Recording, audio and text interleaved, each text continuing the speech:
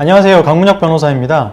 오늘은 임금퇴직금 체불 사건에 있어서 노동청에서 어떻게 사건 처리가 진행되는지 살펴보려고 합니다. 사실 임금퇴직금 사건은요, 절차가 어느 정도 정형화되어 있긴 해요. 그런데 많은 분들이 헷갈릴 수밖에 없는 방식으로 절차가 진행됩니다.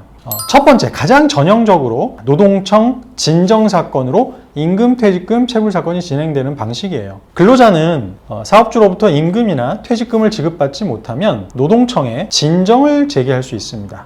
그러면 어떤 효과가 발생하냐면요, 노동청 소속 근로감독관이 실제로 근로자가 임금이나 퇴직금을 지급받지 못한 사실이 있는지를 조사해요. 그리고 그런 혐의가 인정됐다 그러면 사업주에게 미지급한 임금이나 퇴직금 지급하세요, 시정명령을 내립니다. 그런데도 사업주가 이를 지키지 않으면 어떻게 될까요?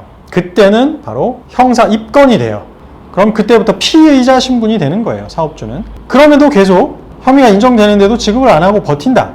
근로감독관은 피의자 조사를 하고요, 피의자를 검찰로 송치합니다. 그래서 검사가 근로감독관이 수사한 내용을 검토를 해서 혐의가 인정되면 기소를 합니다. 그리고 혐의가 만약에 인정되지 않을 수도 있어요. 이건 좀 잘못된 판단인 것 같다. 불기소 처분을 할 수도 있습니다.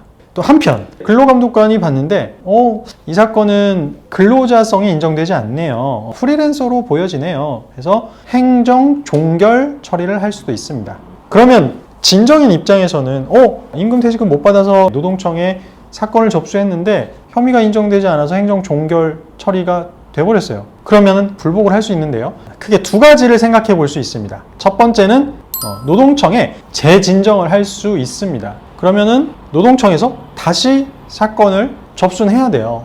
그런데 여기에 맹점이 있죠. 근로감독관이 나름 조사해서 한번 혐의가 인정되지 않습니다, 이렇게 결론을 내렸는데 그걸 다시 접수한다고 해서 다른 결론이 나올까요? 그래서 이미 행정 종결 처분이 난 다음에 재진정을 접수하는 게 쉽진 않아요. 두 번째 방법은 국민권익위원회에 고충 민원을 제기하는 방법도 있어요. 노동청에서 근로감독관이 사건을 제대로 판단을 못했습니다, 억울합니다, 국민권익위에서 다시 한번 검토해 주세요, 이렇게 고충 민원을 제기할 수가 있습니다. 자, 여기까지 진정사건에 대해서 살펴봤고요. 그 다음에 고소사건이 있어요. 노동청에는 경찰서와 마찬가지로 고소를 할 수가 있습니다. 이 점을 많은 분들이 잘 모르세요.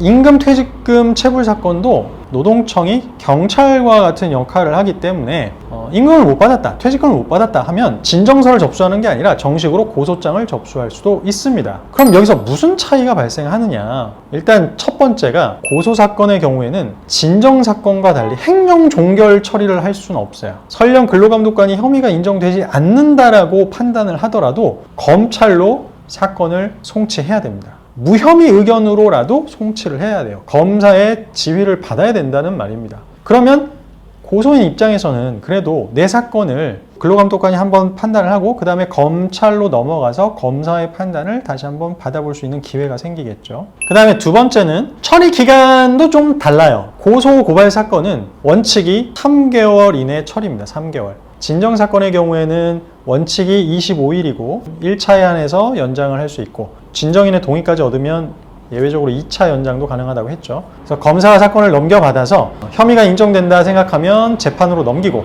혐의가 인정되지 않는다 생각하면 불기소 처분을 하는 거죠.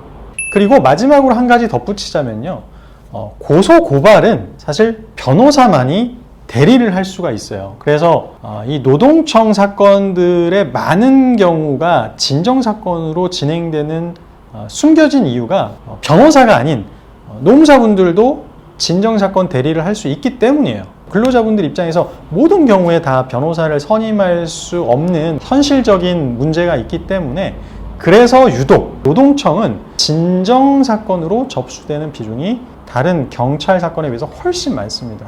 이런 좀 배경도 있어요. 자, 오늘 강변이 준비한 내용은 여기까지고요. 다음 시간에도 유익하고 재미있는 영상으로 찾아뵙겠습니다. 시청해 주셔서 감사합니다.